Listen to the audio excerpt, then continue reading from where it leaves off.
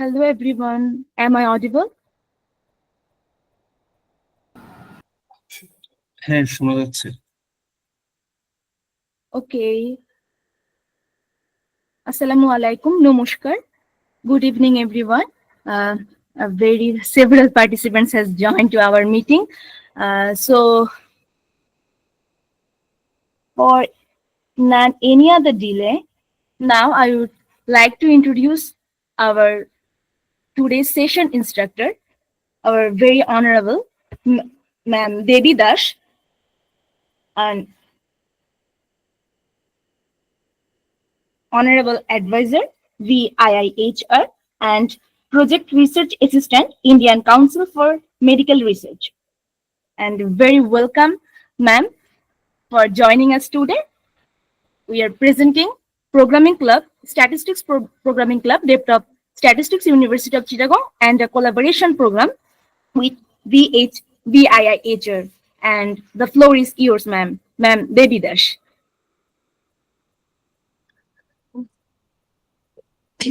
Thank you, Ankita. I am audible? Yes, ma'am. Yes, you are loud and clear. Okay, thank you. So first of all, I would like to thank FAISL and BIIHR for giving me this opportunity to speak today. So I will, as a research enthusiast, it's always a great pleasure for me to talk about something I'm really passionate about. Today I will talk about the manuscript writing.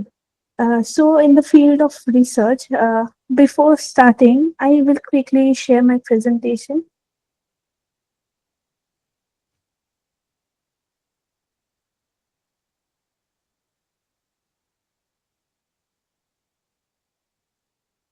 Is it visible?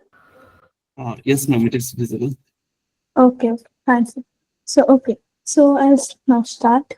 So as I was saying that in the field of research, writing plays a very important role, because if you are unable to portray your research or portray the findings of your research, then it's like your research won't be successful enough if you are if you are unable to communicate your research findings. So the topic of my today's presentation is crafting research for the scientific world. How should we write our manuscript? So for me, if you can't explain it simply, you don't understand it well enough. So you should know the writing. So these are the topics of my today's presentation.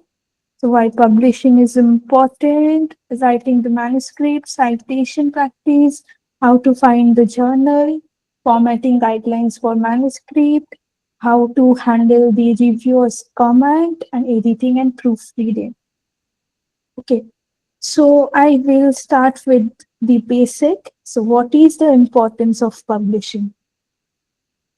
Why do we need to publish our research finding? So one of the most important reason for publishing is the research publishing data will contribute to the already existing knowledge. It will add depth or a new perspective to the current understanding in the specific field. So also it will influence the future research directions and methodologies. Your research will help or guide the upcoming researchers or studies by highlighting. You will help the upcoming researcher by highlighting the gaps, or you will help understanding the innovative approaches conducting a specific research. Also, you will add more knowledge to the already existing knowledge, or you will create new ideas, discoveries, and you can create new methodologies for your research. In future, your methodologies can be followed by the future researchers. Also, if we don't publish our data or the findings, then no one will know about your research. So it's very important to publish your data. It's like research without publishing is incomplete. Also, share research findings with the scientific community and wider audience. So the other researchers, scientists will read your research and they will get ideas from your research or the topics you are researching on. Also, it will influence the policy making and practical application. Like your research, especially in case of reviews, it will provide the evidence that can shape the laws and guidelines or can be used for industry practices.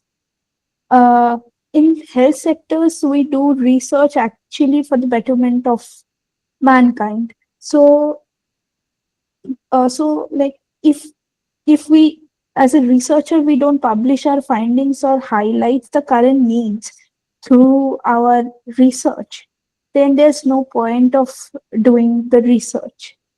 So, as I mentioned, that your research data will help in policy making and practical application as well. Establish credibility and trustworthiness of the research outcomes. Your publishing results will boost the legitimacy of the research process. It will help like the other researchers can repeat or follow your methodology. It is called as the repeatability of the research. So if you don't publish your methodology, then repeatability is not possible. So for repeatability or for other researchers to follow your footsteps, it's important to publish. Also, publishing is also very important for personal achievements as well. It will, as a researcher, it will help you find the recognition or you will contribute as a researcher, or like also your research will increase the opportunities for your fundings, grants and collaboration. All by going through your research, if the collaborators or the fund agencies like your research, if your research attracts them, they can sponsor you for the further research. So for personal benefits also, it is important to publish your results. So as a research scholar, it is very, very important. Also, for evidence-based insights or for decision making as well. So research is important for that specific matter. Review of literature is very important. Okay, so this is basically the purpose of the publishing. And I think all of us are quite aware of the fact that there are multiple types of manuscript. The first one is original article. We are very much familiar to this type of article. The second one is review article. So basically, original research presents the research finding based on the original data or the field work you conduct as a researcher. The review article basically summarizes or critically evaluates the existing research on a specific topic.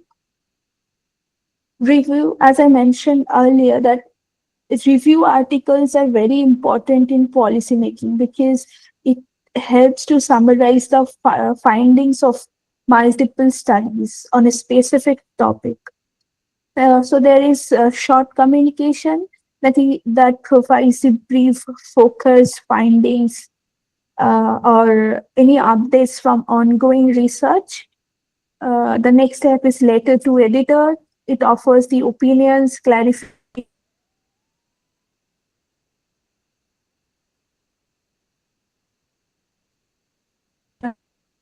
and there's the unique findings, and there is editorial and commentary. So editorial basically involves the expert opinions or the perspective on a specific topic or issue. So these are the one of the most common type of articles. Okay, so in today's presentation, I will generally talk about the original article because it is one of the widely used type of article. But I will try to talk about the review articles in some slides. So, so I will start from the very beginning. That is the structure of your manuscript. So, as you can see, there are multiple sections in a manuscript. Manuscript starts with the title of your research, the author's names, and the abstract keywords. These are the information before you proceed to the main manuscript or the main body of the manuscript. I will talk about all the sections in the later slides.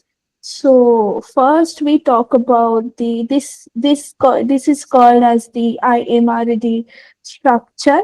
I stands for introduction, M stands for methods, R stands for results, and D stands for discussion. In some articles, we write discussion and conclusion together, but also in some journals, discussion and conclusions are written separately. So, introduction basically is you will introduce the topic of the research in front of the readers. So, also it will explain the background of your research or the topic or why this particular topic is important. You will talk about your research question or the objectives. So in research, in the introduction section, basically you will in general will introduce the reader with the topic of your research. And in the method section, you will talk about how the research was done, the detailed version of your how you conducted the research. So I will talk about these later on. And the result section, you will only talk about the findings. And the discussion section, you will interpret or explain your findings, and you will compare your findings with the previous research. You will discuss the limitation of your research, also the possible future directions that can be done by other researchers. Also, conclusion is all about the summary of your study. It will include from the introduction to the discussion section. You will write very concisely in the conclusion section. And one of the most important section of your manuscript is the references. So without references, you won't be able to publish your research without proper references or citation. So I'll talk about it later.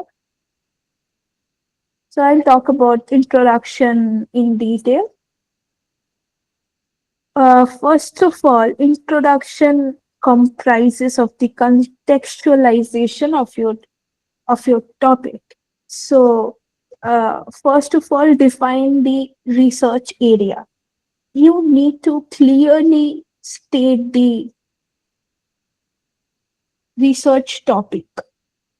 Like, I will give you an example, then highlights the importance and relevance, like explain why this particular topics matters academically as well as practically.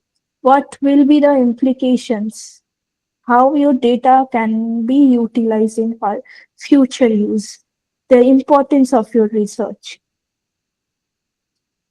Also, discuss any recent developments. Basically, this is the literature review part, like the existing knowledge. It is like recent developments. You will talk about with proper citation the what has already been done by other researchers. You will write all those findings. In literature review, you will summarize the literature. You will provide an overview of key studies or findings related to your topics. After doing the literature review, you will talk about the existing gaps, limitations, and conflicting findings. You should point out what has not been addressed or remain unclear in the previous researches. From that context, you will write why your research is important. First, you have to mention the gaps of the previous research, and you will try to resolve the gaps through your research. So you have to write like this way.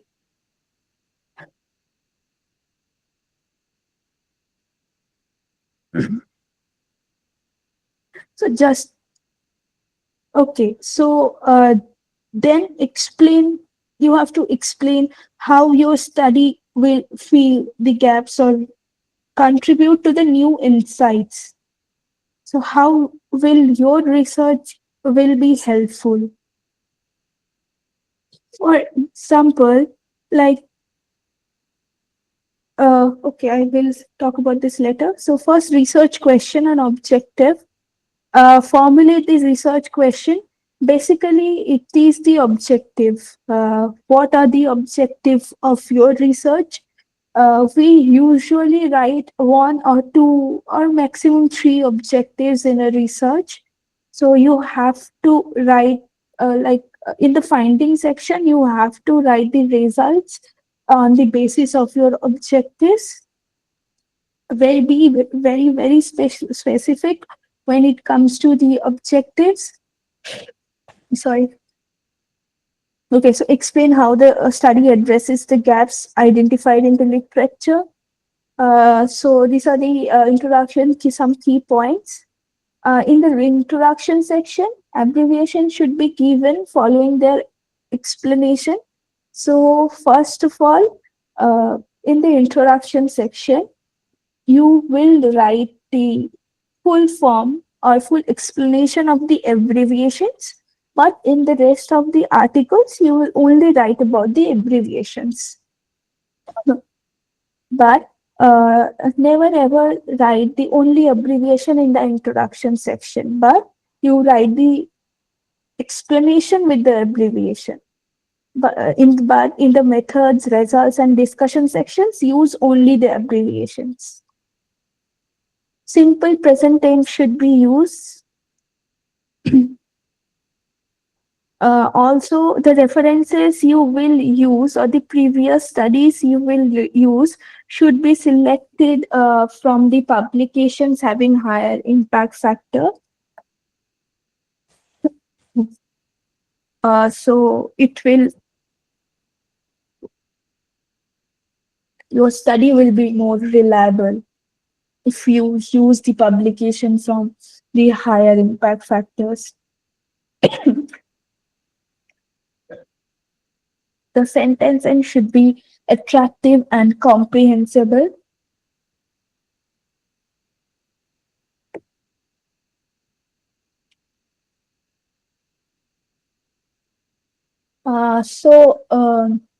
The audience or the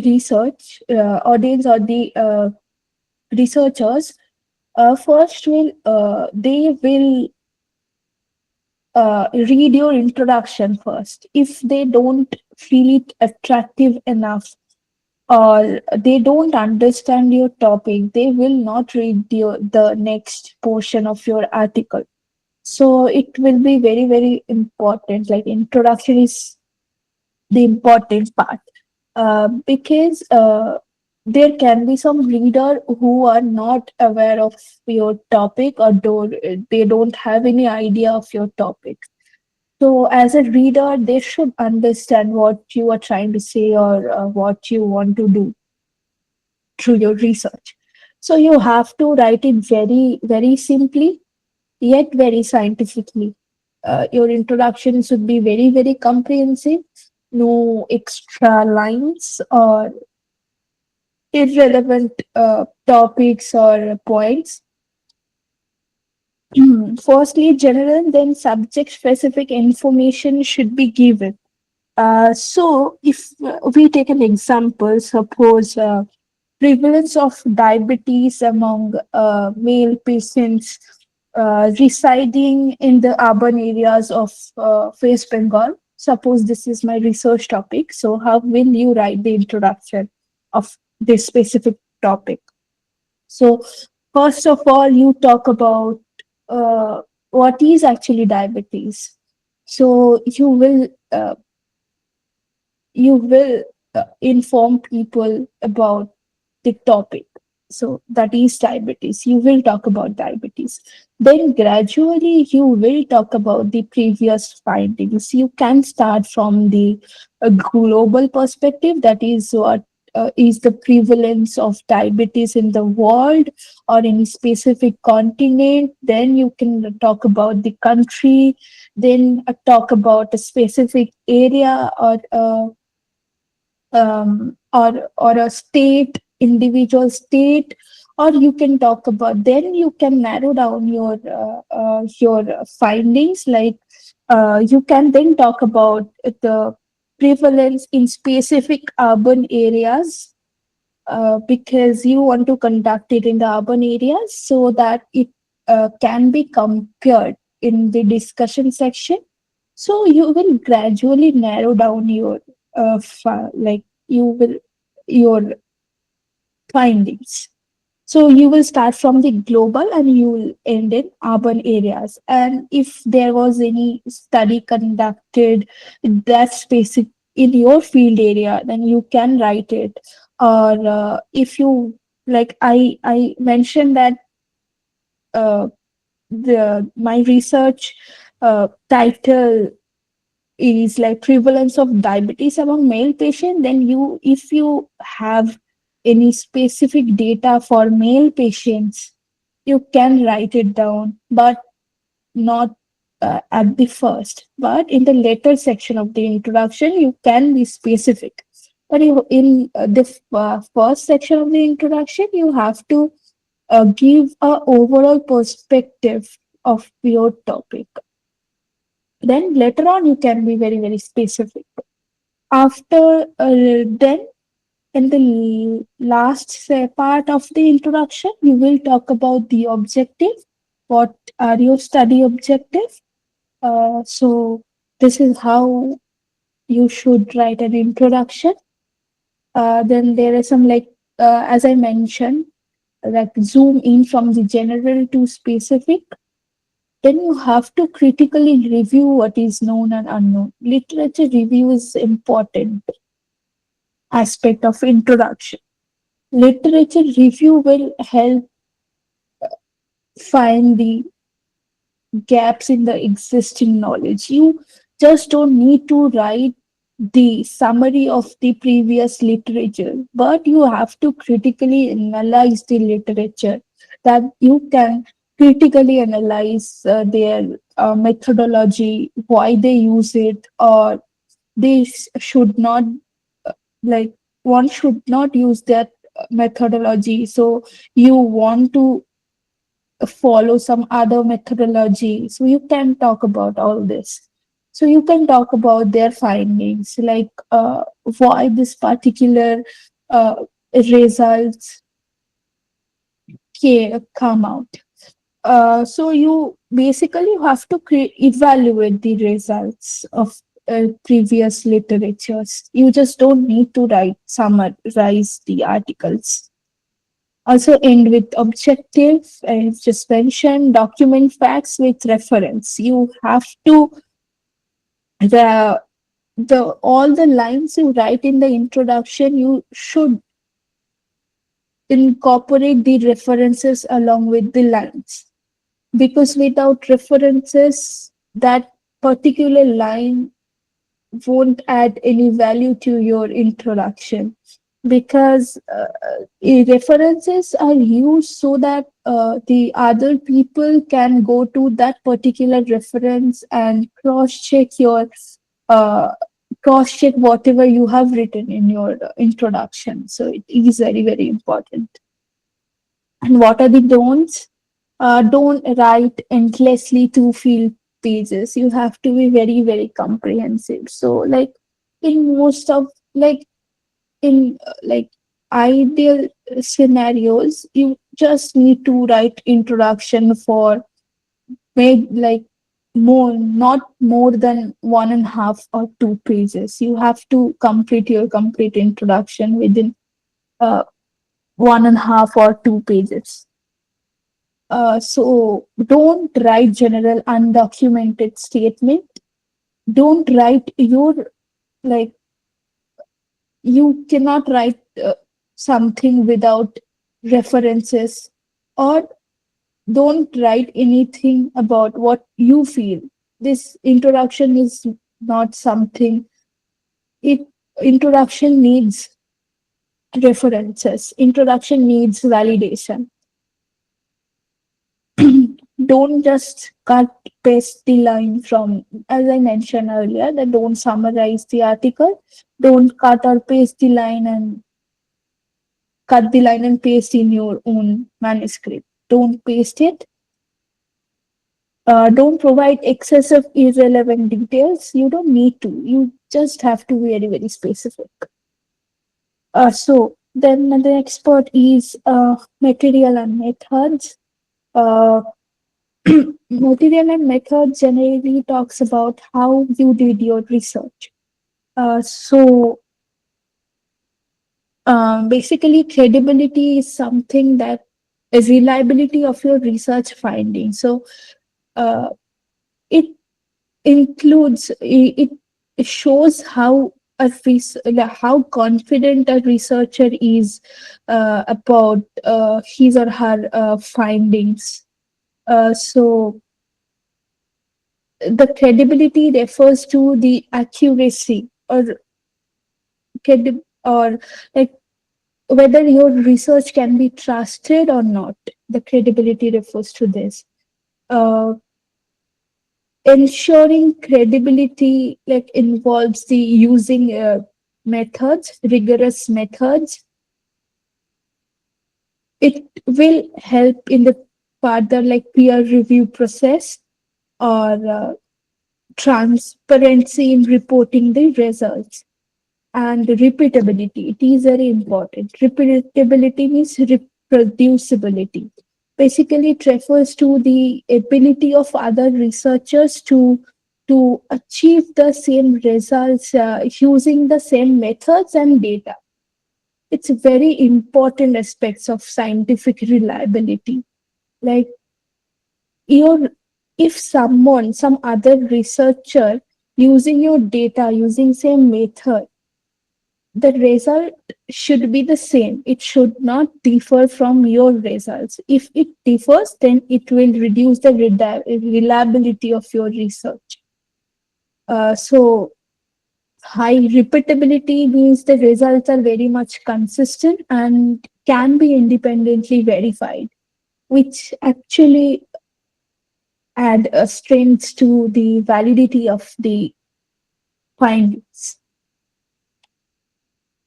And understanding results. For understanding the results, you should first understand how this particular research was done. So the process should be known to the readers. Interpretation of results. If you don't know the methods, or you don't know how the research was conducted, then you won't be able to interpret the results. The readers will not be able to interpret the results. So correct interpretation of results is important and based on the methods of your manuscript and scope of future studies. So there can be some researchers who will follow your methodology, or there can be someone uh, who will not follow your methodology. They will develop a new methodology. Uh, so if you don't write your methods, then no one will able to either follow your methodology or develop other new methodologies. So what are the components of material and methods? Study settings. You will describe your location of your research design. What is your research design? It can be cross-sectional or cohort studies, or it can be RCTs, non-RCTs, quasi-experimental design. You have to mention your study design. And study period, you will indicate your study duration, from what time to what time you conducted your research, and the sampling. You will write the how participants were selected in your research. So there can be multiple sampling techniques that can be random, stratified, snowball sampling, whatever you have used, you have to mention in this section. And then you have to talk about your sample size. You will mention the sample size, like how many participants were included in your research. Also, in like favorable, mostly it is advised uh, to talk about how you reach your sample size. There are multiple statistical equations or statistics that can be used to find the sample size for your research. It is very much advisable to explain it in your method section. Uh, in spite of writing just the numbers of the study participants, uh, it will be better if you actually calculate the sample size for your research and explain it thoroughly in your materials and methods section. Then study procedure. Then you will talk about the step-by-step process you followed in your research. That can be the data collection or anything that like you how the you did your study, the process. Then you went to the field work, then you collected the data, how you established the rapport the with the participants, etc. Right? Then it is very important to write the inclusion and exclusion criteria. Inclusion criteria talks about the participant you included in your research, and exclusion criteria is uh, the participant you excluded from your research. In exclusion criteria, you can talk about like the participants who didn't give the who didn't provide the, like basically you have to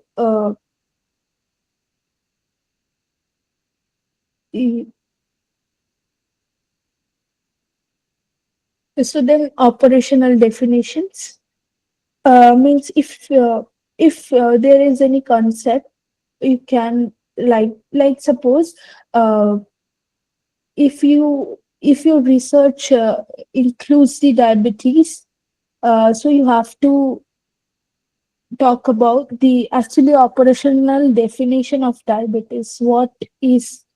What like what will be considered? Suppose it is a multi-centric study. More than one researcher is collecting data from the participants, and all the researcher are from the different parts of the country. So there should be a specific criteria which all the researcher will follow. That is called as the operational definition. So for diabetes, there should be an operational definition. That is what will be the cutoff value that will be considered as a diabetic or non-diabetic patient. It should be specific for all researchers. This is the operational definition. Study instruments. Study instruments, like if you are doing a study, you can use the instrument you use the measure for measurements, like it can be measuring tapes or weight machine or a blood pressure checking machine or anything. You can talk about the instrument. Also the scales, if there are any scales for measuring depression, anxiety, etc., you can talk about the scales. So all these are considered as the study instruments. Data analysis. In the method section, you will talk about how you are going to analyze your data. Human participation protection. So ethical consideration is very important part of your research if you are involving human participants. Uh, so you will write the ethical clearance certificate number in the materials and methods section. So result. And also I will talk about the other studies, like for in the material. I generally talked about the material and method section of a cross sectional or a cross sectional study. In case of experimental studies, suppose RCT and quasi experimental, you have to mention the trial registration number, or the for RCTs you have to mention the process of blinding, whether it is a single, double blinded, who was blinded, the process of blinding. Also in RCTs or interventional studies, you have to talk about the description of the interventions and uh, the outcomes of your research. And also in case control and cohort studies, you will talk about the case, your cases or controls. You have to define your cases and controls. Also, how your cases or controls were identified, matching criteria, then if there is any confounding factors, you will talk about all this in the materials and methods section. And the result section is pretty much similar for every kind of manuscript. That is, it is basically the core of your paper. You can represent your results through tables and figures. If you only write your result, then people will find it very boring. So to make your result section interesting, you can use different kind of figures or charts or tables, etc. So in the result section, you will talk about your main findings of your research. You will not compare your results with the other studies in the result section. You will only talk about your findings. So start with the descriptive statistics of socio-demographic details, like the number of participants, male-female distributions, age-wise distributions, maybe educational status, socio-economic status, like basic socio-demographic details. Then, okay, so I already mentioned that should represent the result but not comment on them. Write according to your objective. So you should not do something like you have written in the objective section and you are writing something else in the results section. Your findings should be very, very parallel to your objective and the results. Do not quote references. You only talk about your findings. Uh, do not spell out every results in the table, but the interesting ones. So basically, people will get bored if you write every single detail of your research. Rather, you should write the interesting one, or which is very much related to your objective. Write in the past tense, as the research has already been done. The result section should always be written in the past tense. Then the discussion section. I feel discussion section is one of the most important section. It discussion section will validate your findings or your research. Meaning of the study results. So you have to explain the findings of your research, like not the only the results, but your interpretation, like why this particular results come out in your through your research. Not just, you don't need to write the only the results, you have to write the interpretations, like for specific, like why the specific results came. Then implication of each findings to the study, like you have to describe how the results specifically apply to this particular study setting. The researcher's original scientific interpretation. The researcher will write their analysis in the discussion section, and their theoretical insights based on the data. Study findings in the context of existing evidence, strengths, and limitations of the study. You have to compare your results with the previous research, and if your results aligns with the previous results or differs from the previous results, the reason why it is aligned, or why they are different, you have to write all this in the discussion section. Also, recommendation for policy and practice in the health sector. We try to recommend the future studies. So future studies are the recommendation to the policymakers. So the findings, like research is incomplete if you don't like apply your findings in apply your findings in the for the betterment of the society. So we recommend how these findings or data can be used for policy makings, or like making any laws or anything, or any intervention for that matter. So we try to suggest, like, how your results can be implemented in the real world. It is very important, because if it is not applicable, your research will only be restricted to pen and paper or academic use only. So real world application is very important. So the topic should also be very, very applicable, not very outdated. So you have to, like, be very careful while you choose your research topic.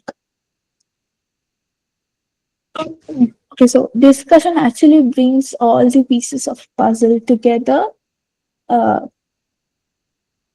In the discussion section, you will understand the intention behind this particular research before.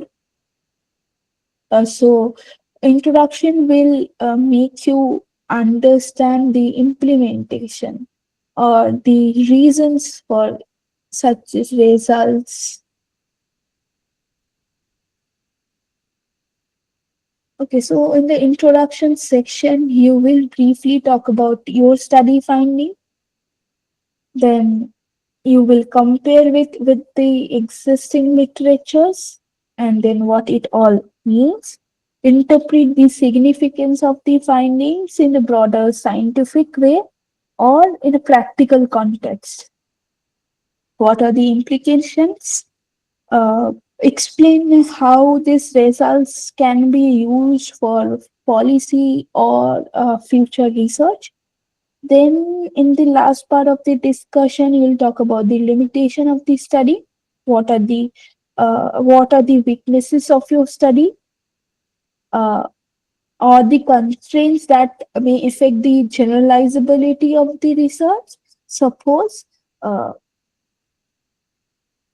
um, your sample size only consists of male participants, and for some reason you were unable to gather data from the female. Maybe that can be uh, due to the area or location of your research. So you have to mention in the limitation section that it the result the our study only includes the male participants. So it may affect the generalizability. So if you don't include females, so your result can't be implemented, or you cannot like generalize your data. Like in this area, the prevalence of diabetes uh, 10%, but actually it is wrong because your samples only consist of male participants, so you cannot generalize your data. So a limitation, you have to talk about the any methodological limitations that cannot be done through your research. It can be financial constraints or anything. You can write in the limitation section. Your methodology to like field work. There can be like situations where it is not possible to collect data from if collect data as like what you have decided previously. You cannot always go by that. Like you have to improvise yourself when you go to a field work. So that can be written in the limitation section of your study. So I believe as a researcher, in the discussion section, you can also talk about the recommendation. Recommendation like your recommendation uh, will give a pathway to the next researchers. They will be able to understand what can be done on this particular topic, or the recommendation can be used by the government or the administrations for future use. So you should write recommendation in the discussion. Then what is conclusion? Conclusion briefly summarize the main findings of your research. Uh, you have to emphasize on the key results of your research. Discuss the implications of the findings. Also, highlight the study's potential impact on the addressing real world problems, which is important. So, you should do research uh, for the betterment of the people, not to keep it within your just pen and paper. So, provide recommendation for addressing these limitations. As I mentioned earlier, suggestion for future research directions to build upon the current study. It will help the future researchers. Okay, so this is the main body of your manuscript. Also, there are a few key aspects of your manuscript. That is the title. Your title will introduce your work to the readers as well as reviewers, because by looking at your title, people will decide whether they will read the full article or not. So title should be very, very comprehensive, informative at the same time. Attributes are like simple, concise, but informative. Study design explicitly mentioned. Suppose I have just given an example, like a prevalence of diabetes among male patients residing in the urban areas of West Bengal, a cross-sectional study. You have to mention the study design in your title, like it is advisable to write the study design. It should be very, very accurate and specific. You cannot write unnecessary words or phrases in your title, because in most of the journals there are there is a word limits for your title. Interesting and eye-catching, because it will decide whether someone is going to read your article or not. Also, don't mention any abbreviations in the title. Try to explain the abbreviation in the title. If it is possible, try to avoid any abbreviations or the full form of any abbreviations. Try to put it in another way, but if it is very necessary, then don't write the abbreviations in the title. Always write the full form. Okay, then what is running title? Running title basically is a brief version of your title. Basically, running title includes not more than 50 characters. Uh, like, apart from the first pages of your manuscript, running title is something that will be mentioned from the second page to the last page of your manuscript. So running title in the header section of your manuscript from the second page. So the running title is a short version of your title. You have to make it more crisp and short. You don't need to mention the study design and all in the running title, but the only specific topic. Okay, so another important aspect is abstract. Abstract, another most important thing. If reader likes your topic, then they'll go to the abstract. They'll write the abstract. In like most of the people only write the abstract. There are very less number of people who will read your full manuscript. But the like majority of the people will only read your abstract.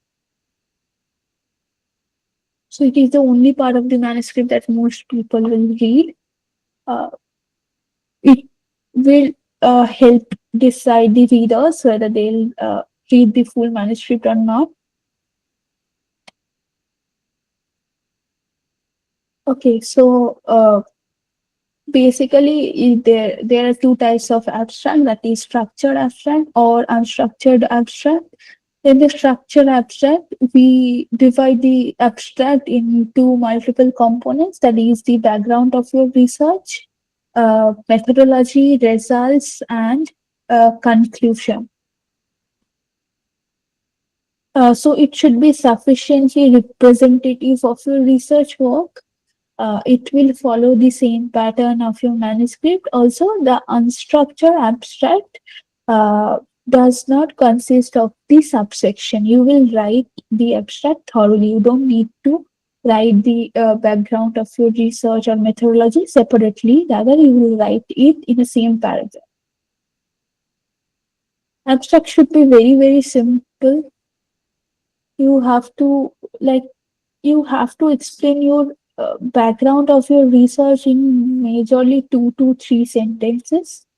Materials and methods, you have to write the very important, only the important materials and methods or the statistical tests you used to analyze the data. Mention only the important results, maybe 1 or 2 results. Future recommendations briefly in the conclusion section of the abstract. Like like in a one line you have to write the future recommendations, because most of the abstracts have word limits, maybe like depending upon the journal, from 250 words to 300 majorly.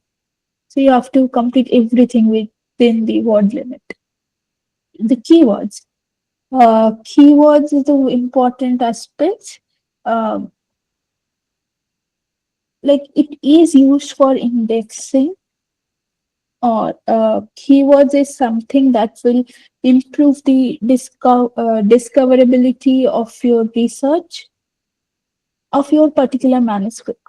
So 3 to 10 article, mostly in most of the journals, you need to write like 5 to 6 keywords. It should be alphabetically arranged, use mesh terms. Like I will try to like talk about the keywords, because like keywords are something that will help search engines or academic database match your paper with the relevant search terms used by the researchers.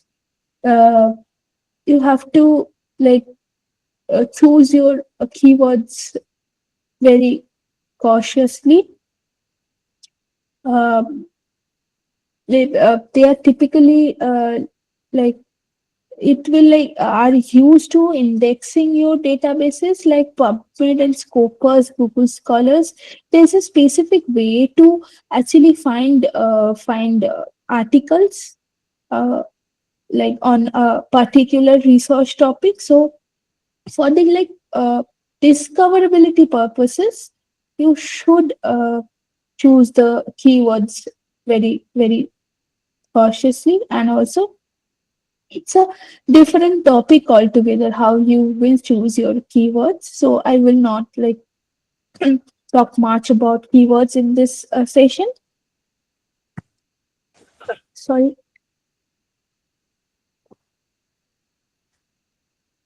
Also, there is another important section in the manuscript, that is the conflict of interest.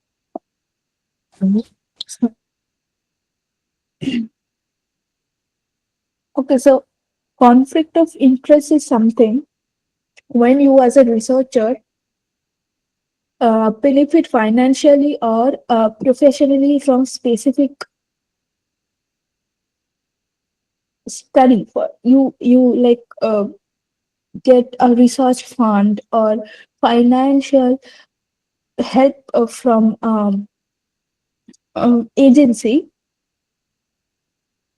it will like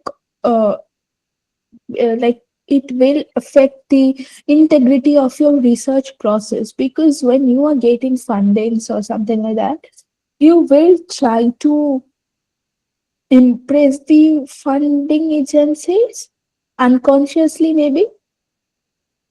So it will affect the reliability of your findings. So failing to disclose potential gains can raise doubts about your study's designs or transparency of your results. This is basically called as the conflict of interest. So in this conflict of interest section, the researchers should actually provide the detailed information about the relevant financial interests, grants, and financial supports. Any intellectual benefits as well, like patents and all. You have to write all this in the conflict of interest section. There is another section, that is the acknowledgement. In the acknowledgement section, you can acknowledge in any funding agency's grants or scholarship that supported the research financially, includes the grant number, or the people who cannot be like cannot be added as a author or co-author. You can write their name in the acknowledgement section. You can thank any individual or collaborators, any, you can thank the technical assistants or your supervisors. Maybe you can thank your participants who contributed to your research for their involvement.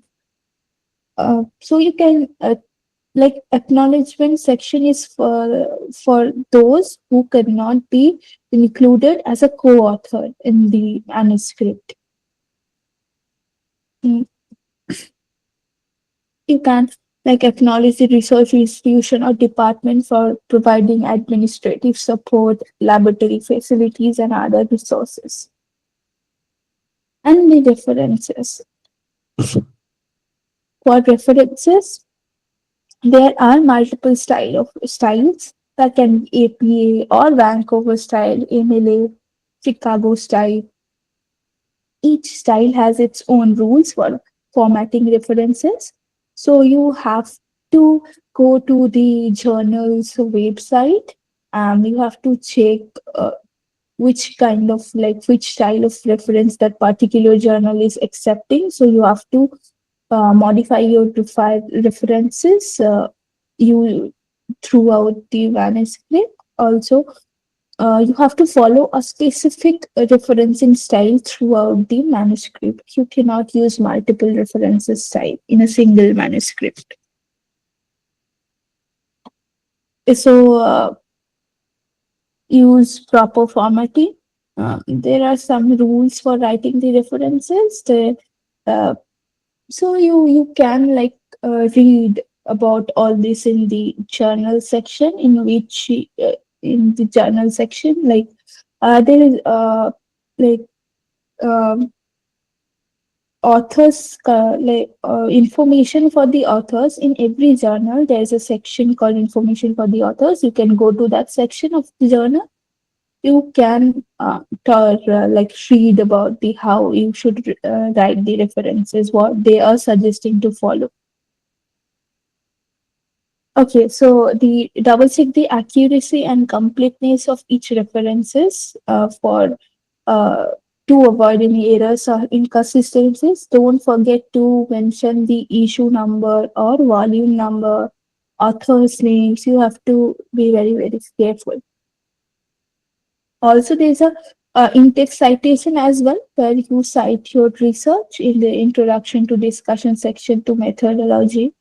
So in the main manuscript, you will in-text cite or cite, and also at the end of the manuscript, there will be a references section where you will list all the references you have used throughout your manuscript. So, in-text citation, there are actually there are also formatting styles for in-text citations as well. You have to follow the journal's guideline for that. So, why citation practice is important? Citation is important because it is essential for acknowledging the contributors or the contribution of other researchers to avoid plagiarism. So it allows readers to locate and verify the sources you have used so that people can cross-check your data. It helps in maintaining the academic integrity, contribute to the transparency and credibility of your work.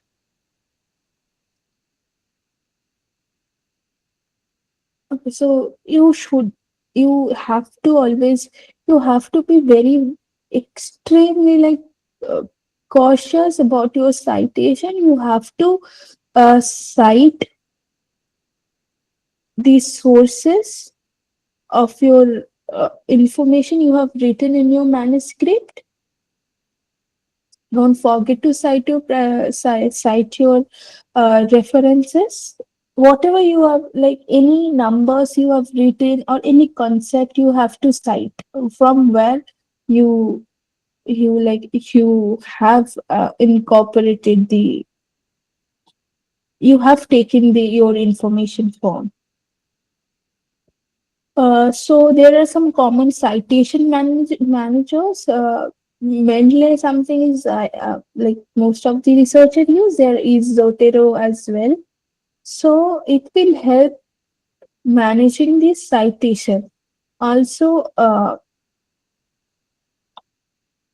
okay, so specifically, citation manager is important if you are doing uh, PhD or doing a systematic review, because in the systematic review, maybe there will be 100, more than 100 references in a single manuscript. It will be very, very difficult to manage it, manually. So in that case, we mostly use citation managers. So there's application, Mendeley application. You can like create an account, and you can use the PMID or the DOI numbers. You can paste the DOI numbers, and the citation Mendeley will automatically extract the citation information like author's name, titles, journals, etc. And it can be plugged into the Microsoft Word. So if you are writing your manuscript in the Microsoft Word, you can actually like attach Mendeley with your Microsoft Word. So when you're writing, suppose you have written one line, you can open the Mendeley and you can select the article. You can cite the article after, like, the at the end of the line you have written. So you just select the article and click enter. They will manage, even if you have completed your manuscript also, but you need to add some references in the methodology section, so you don't need to worry. You just select the study where you want to put the citation, and they will automatically update your citation. Like, you don't need to change the numbers of your citations manually. They will automatically change it, and you can extract the bibliography at the end of your manuscript. They will list all the references you have cited throughout your manuscript.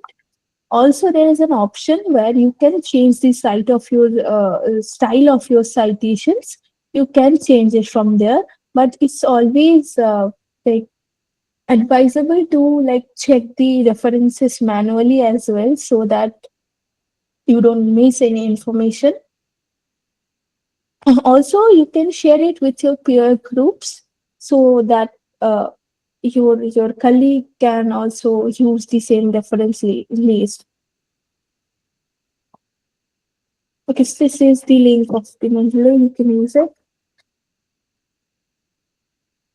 So what is plagiarism? So plagiarism is something mm,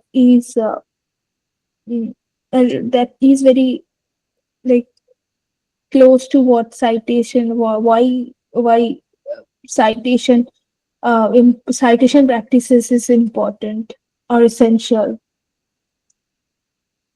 So plagiarism is act of using someone else's ideas or words or without revealing the proper credit. So you are using someone's concepts, or you are taking some quantitative information from someone's work, but you don't cite the sources.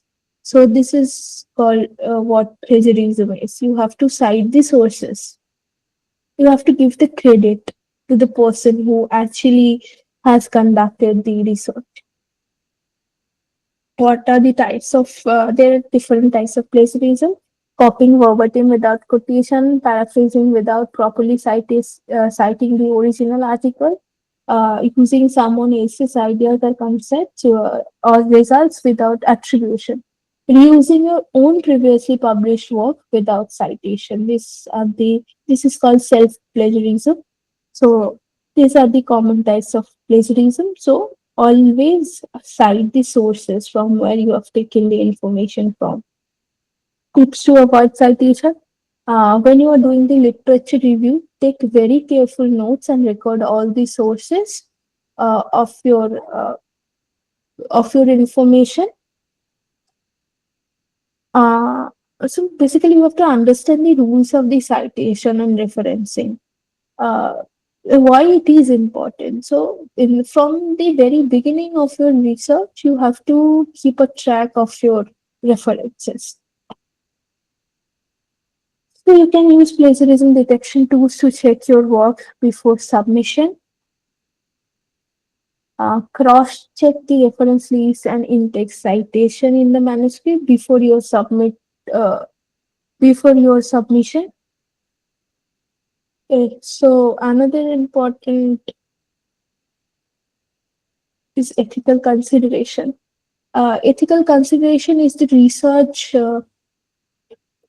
like ethical consideration basically is to protect the information of the participants.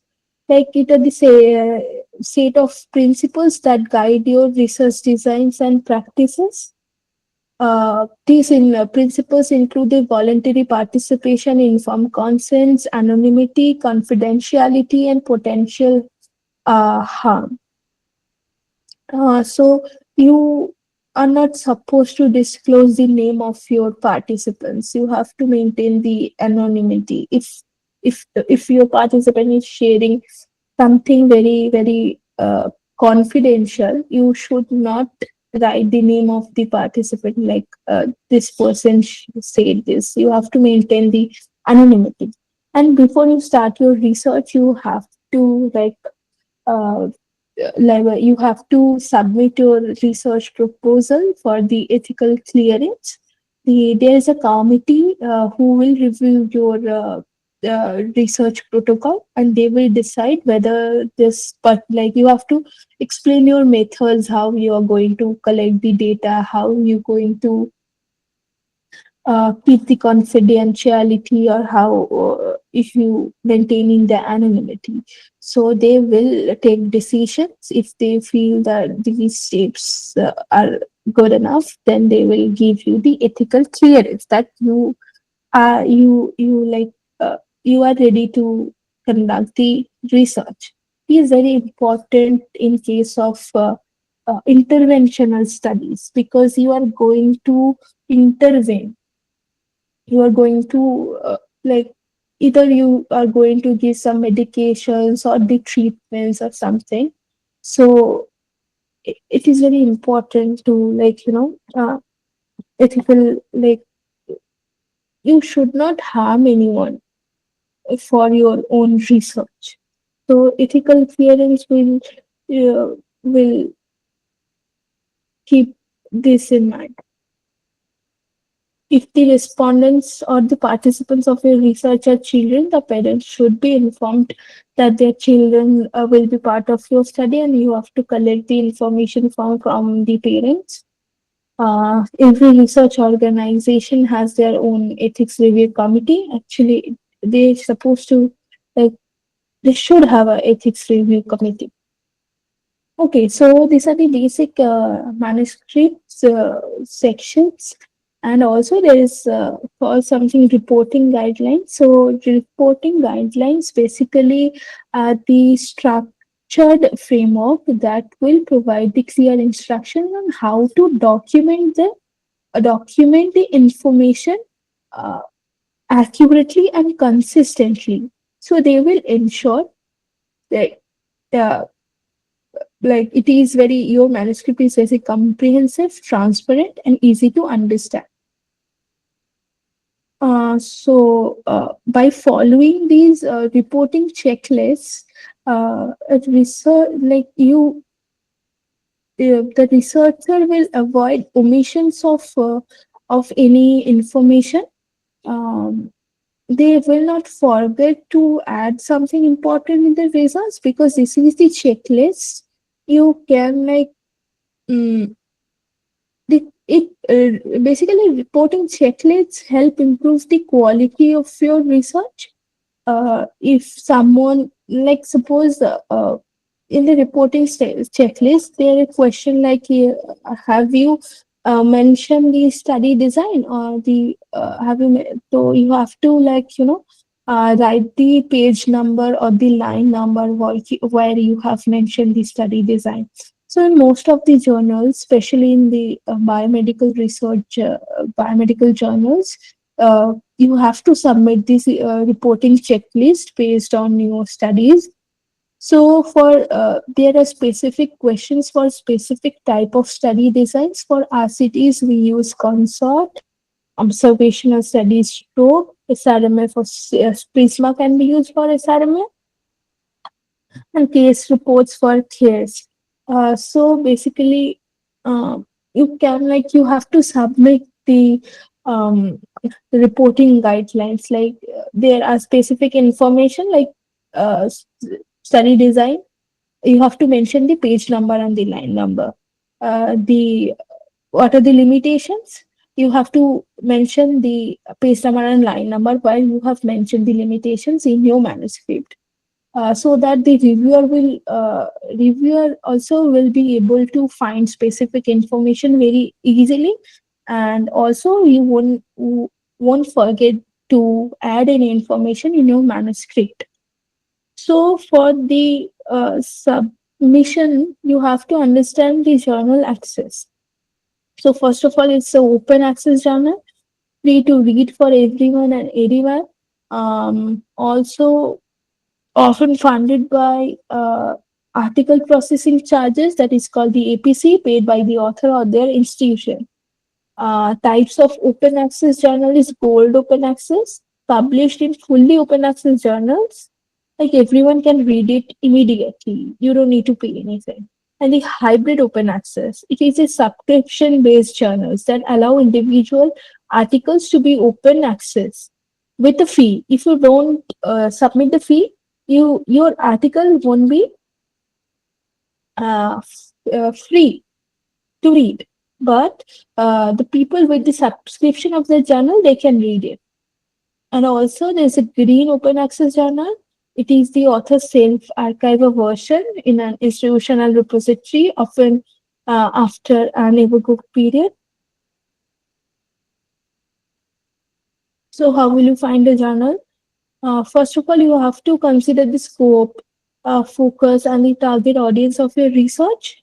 Look for journals that specialize in your field, or you can have an idea from the during your literature review.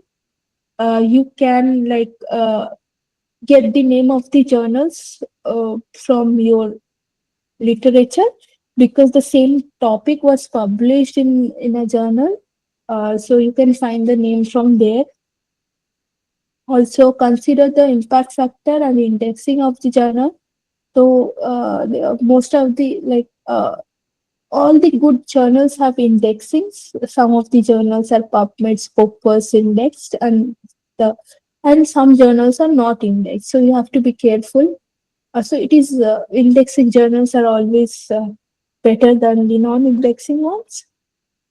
Also look for the open access journals, because open access journal will increase the readable visibility of your research.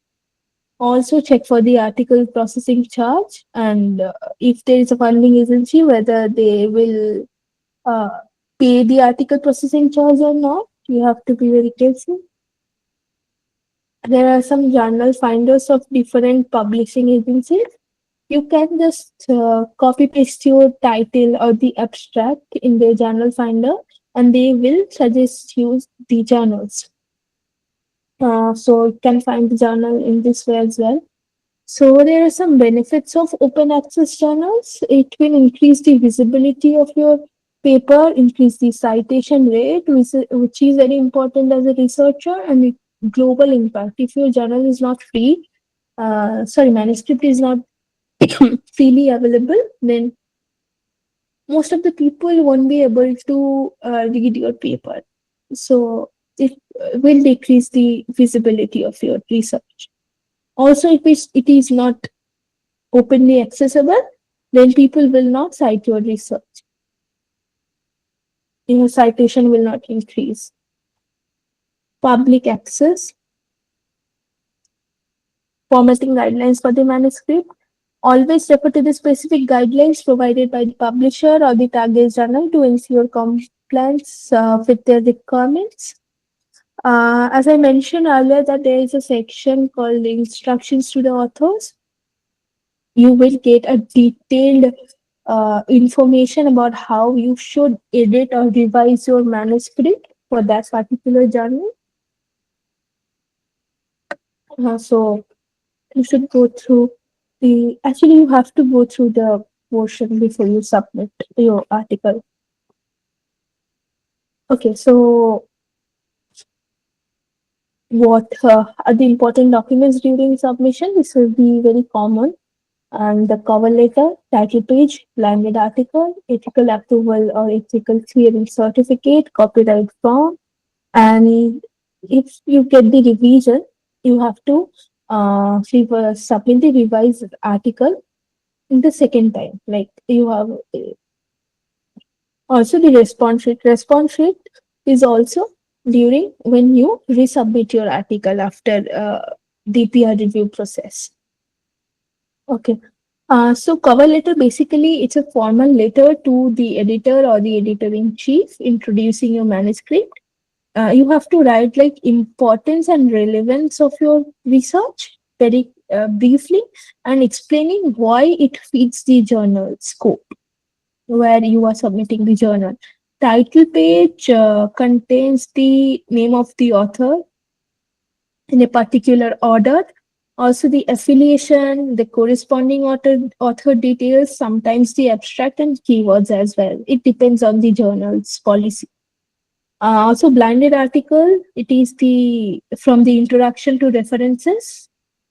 Blinded article consists of, and the ethical approval document, you have to submit it. Also, there are some journals where you have to submit the checklist, like a reporting checklist I have mentioned. And the copyright forms, like all the authors have to sign the copyright form. In most of the journals, signatures are now accepted. And the revised article when you get the peer review and the response sheet. Okay, so I think all of us are pretty aware of the journal operations. You have to submit an editorial assessment, peer review assessment, then editorial decision, author revision, and then final decision, and then publication. Also, okay, then it is the most important part. Then how will you handle the peer review? Okay, so this is something. This is like a comment of the reviewer after the peer review process. So reviewer will, write their comment in this way. And this is how you should respond. This is called the response sheet. First of all, you have to write the manuscript reference number. You will get the reference number after you submit the manuscript. You have to, the corresponding author will get the reference number. So you have to mention the manuscript number, then what is the type of study, then title you have to mention. Then you have to write a short paragraph that we are grateful, like this thing. You can write all this thing. There we have addressed each of the reviewers' comment in these point to find response file. And the changes and revisions are made in the yellow colors, like highlighted with yellow colors changes. So when you change something from the previous version of your manuscript, you have to highlight it with yellow colors. In most of the time, the reviewers write the instructions, and in most of the cases, they ask the author to highlight the changes with the yellow color. So you have to write in this way, and you have to make a table, like a response sheet. First of all, you will write the number of like reviewer 1. In the second column, you just copy paste what the reviewer has written in his or her file. So you just copy paste it. The second section consists of original comments of the reviewer, and in the third column, you will write your reply as a researcher. So you can write like, thank you for your suggestion. As advised, we have reworked and updated the abstract section as per the Prisma checklist. And in the fourth column, you have to mention where you have changed uh, anything, like changes done on the page number and the line number. Like, I have an example.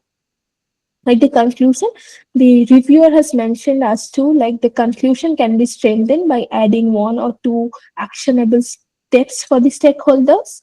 So in the response section, author response section, we will write like in the like, many thanks for your comments. And as advised, we have added few lines.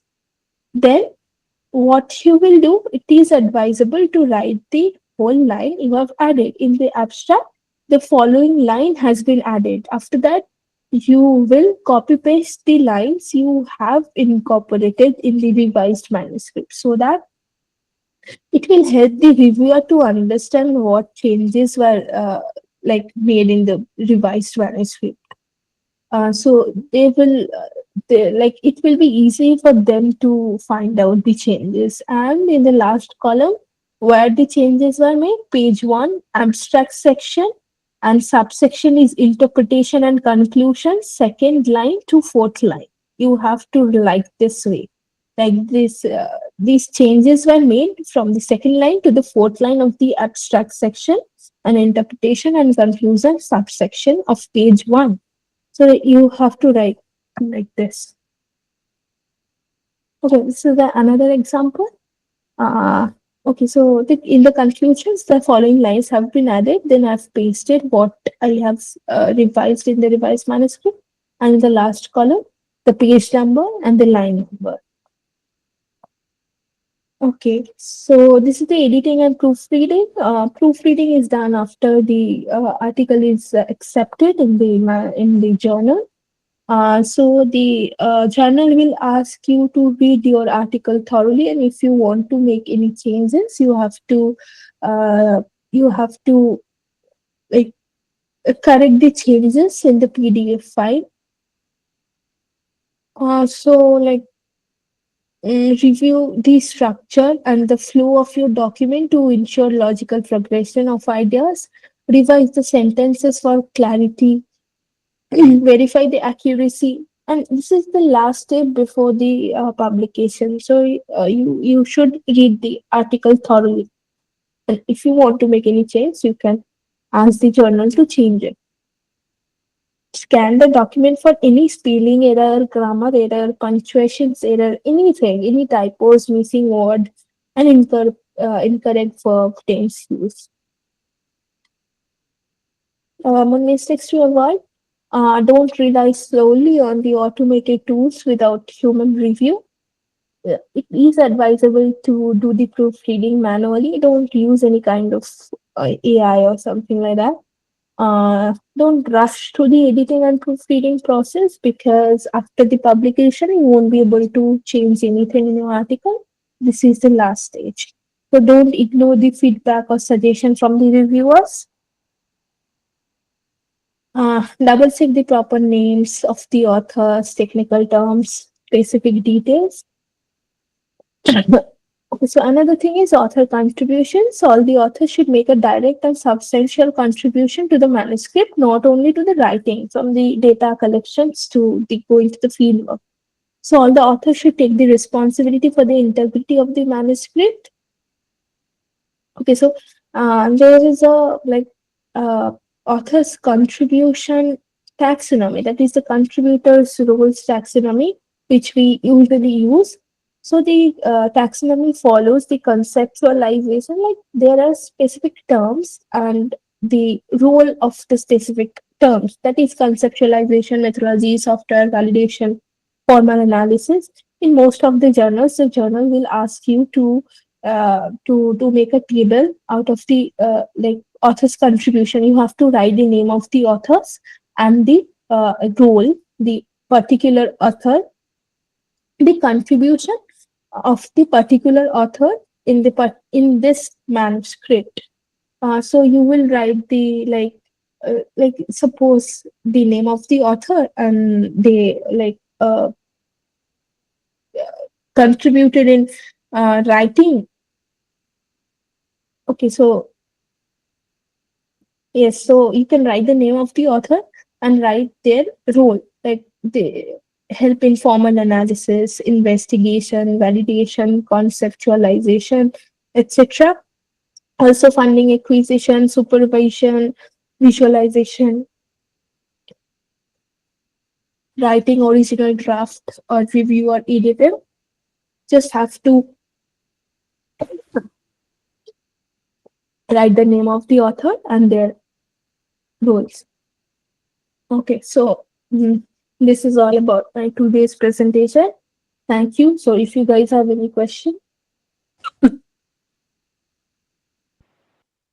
Thank you, ma'am, for such an informative session. So if any of the participants have any question, I request you to raise your hand or write it down on the chat box.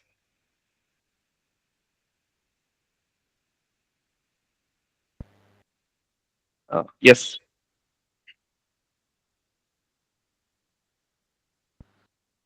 You can unmute yourself and ask the question. Okay, thank you. It was a wonderful workshop. I need to admit it. My question is that, what is your opinion on the current usage of AI in the whole research process, particularly in drafting manuscripts and also in the ideation part? Would love to know the impact of AI and how. What's the boundary of use to use AI? Where shall we stop, and what really enhances the research process? Okay, so if you like to use AI in research, I will suggest to use it for any process, specifically for review articles. You can like use it for collecting the literatures in a easy manner, so that the researcher don't like don't invest is so much time in finding the literature. You can use AI for that. Also, see, I will not like I personally I am not in favor of using AI in research, especially in case of writing part, because there should be a human touch to your writing. Um, but I think you can like sometimes use like summarize the articles using AI, so that you cannot uh, you cannot. Okay, so someone is writing like, okay, I will share my email ID. So you can use it for summarizing the articles.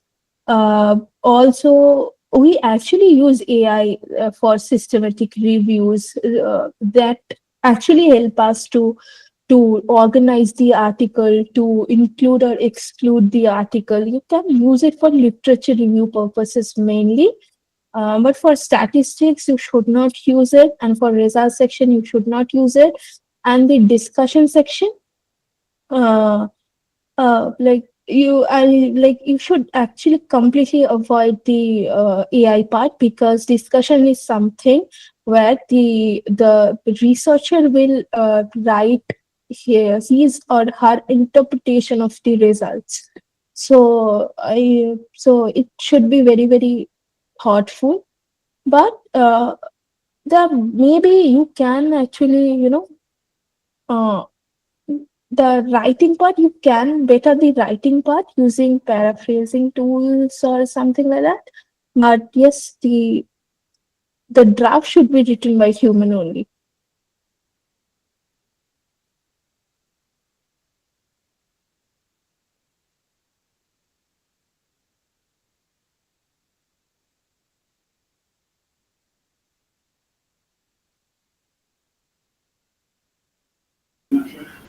Thank you. No, thanks.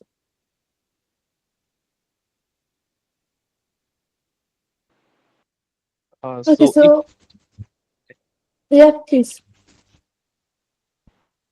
please, ma'am, continue. No, do you have anything to ask?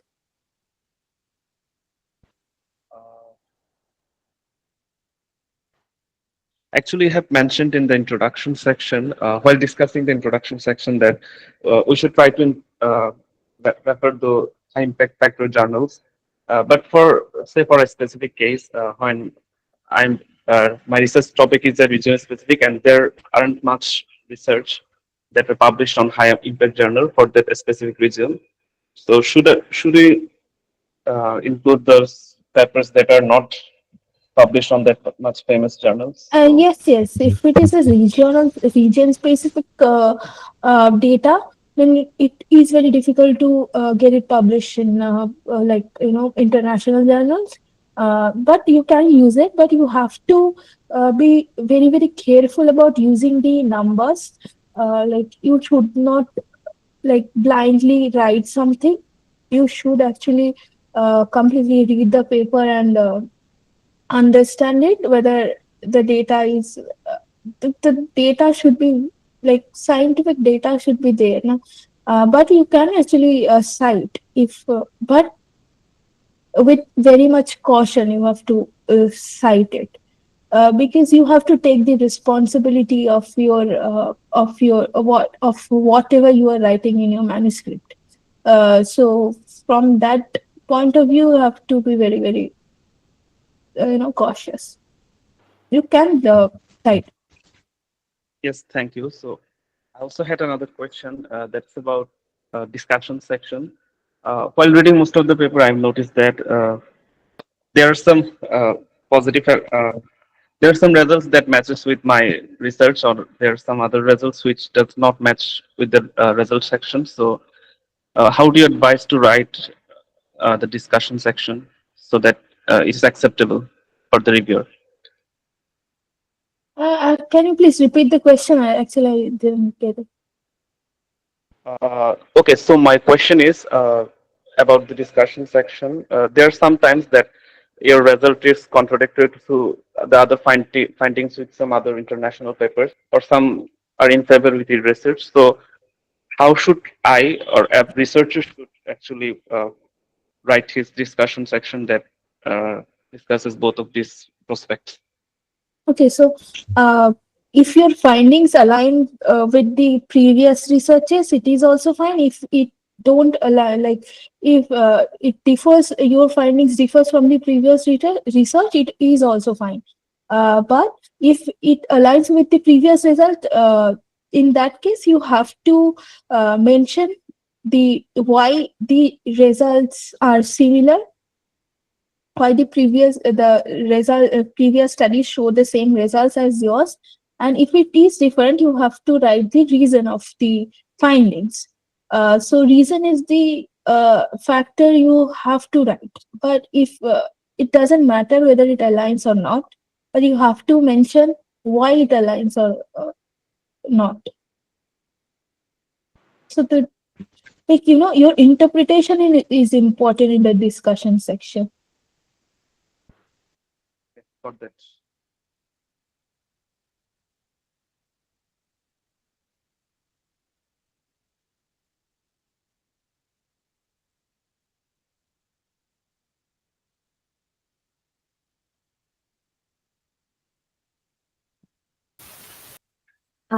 Okay, ma'am. First of all, again, thank you so much for such a in detail and such an informative session for our end. It's a pleasure to have you on board. Hope that we'll have you for more time. And please, ma'am, I have requested you, if you have any problem, haven't any problem, can you please share your email ID for further help or question? Okay, okay. Thank you so much, ma'am. Okay, thank you so much, ma'am. And again, thank you so for someone joining is us. asking for the PPT, so I will actually should I send it to BIIHR or